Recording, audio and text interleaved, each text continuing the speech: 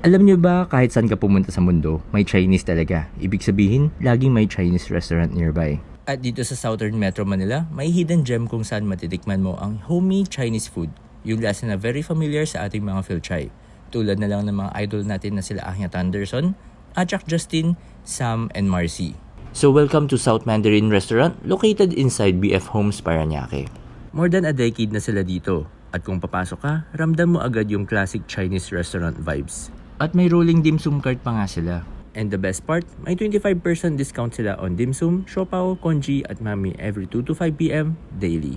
Tulad ng sinabi ko kanina, yung food dito parang comfort food na for us. May yang chow fried rice, sweet and sour pork, siomai, hakaw, cold cuts, fried noodles, at syempre fresh seafoods like fish and shrimp.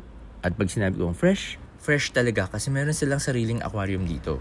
Hindi rin papatalo ang Peking duck nila, professionally prepared, legit Binondo style. At syempre para sa pampalamig, nothing beats their Bangko Sago na parang bingsu ang dating. Shoutout pala kay Ulanzi para sa inflatable lights ko, care of JG Superstore. So kung ikaw ay part ng Chinese community living near BF Homes or kahit food lover ka lang, I'm sure this can be your go-to spot lalo na kung namimiss mo ang vibe ng Binondo. This is South Mandarin, where every bite feels like home. Thank you for visiting South Mandarin. Balik po kayo.